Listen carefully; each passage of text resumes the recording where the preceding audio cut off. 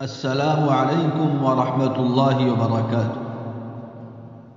معزز سامعین کرام، اسعدی چینل میں آپ کا استقبال ہے۔ اسعدکم اللہ فی الدنیا والآخرہ۔ رشک کرتا ہے فلک ایسی زمین پر اسعد، جس پہ دو چار گھڑی ذکر خدا ہوتا ہے۔ نحمده ونصلي على رسوله الکریم، اما بعد۔ اسعدی کیلنڈر پیش خدمت ہے۔ 25 جمادی الاخری 1444 ہجری مطابق 18 جنوری 2023 عیسوی بروز بدھ۔ بات میں تاثیر کیسے پیدا ہو؟ انسان کے دل میں معاشرے کی طرف سے جب بے چینی اور بےتابی پیدا ہو جاتی ہے تو پھر اللہ تعالیٰ اس کی بات میں تاثیر بھی پیدا فرما دیتے ہیں۔ حضرت مولانا محمد قاسم صاحب نانوتوی قدس اللہ سرہ فرمایا کرتے تھے کہ اصل میں تبلیغ و دعوت کا حق اس شخص کو پہنچتا ہے جس کے دل میں تبلیغ و دعوت کا جذبہ ایسا ہو گیا ہے جیسے ضروری حاجتوں کو پورا کرنے کا جذبہ پیدا ہوتا ہے۔ مثلا بھوک لگ رہی ہے اور جب تک کھانا نہیں کھا لے گا چین نہیں آئے گا۔ جب تک ایسا داعیہ دل کے اندر پیدا نہ ہو اس وقت تک اس کو دعوت و تبلیغ کا حق نہیں ہے۔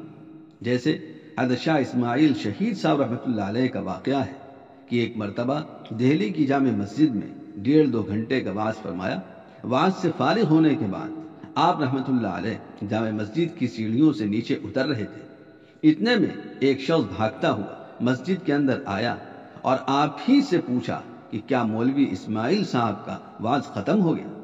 آپ رحمۃ اللہ علیہ نے جواب دیا کہ ہاں بھائی ختم ہو گیا۔ اس نے کہا کہ مجھے بہت افسوس ہوا، اس لیے کہ میں تو بہت دور سے وعظ سننے کے لیے آیا تھا۔ آپ رحمۃ اللہ علیہ نے پوچھا کہ کہاں سے آئے تھے؟ اس نے جواب دیا کہ میں فلاں گاؤں سے آیا تھا اور اس خیال سے آیا تھا کہ میں ان کا وعظ سنوں گا۔ افسوس کہ ان کا وعظ ختم ہو گیا اور میرا آنا بیکار ہو گیا۔ حضرت مولانا رحمۃ اللہ علیہ نے فرمایا کہ تم پریشان مت ہو، میرا ہی نام اسماعیل ہے، آؤ یہاں بیٹھ جاؤ۔ چنانچہ اس کو وہیں سیڑھیوں پر ہی بٹھا دیا۔ فرمایا کہ میں نے ہی وعظ کہا تھا، میں تمہیں دوبارہ سنا دیتا ہوں جو کچھ میں نے وعظ میں کہا تھا۔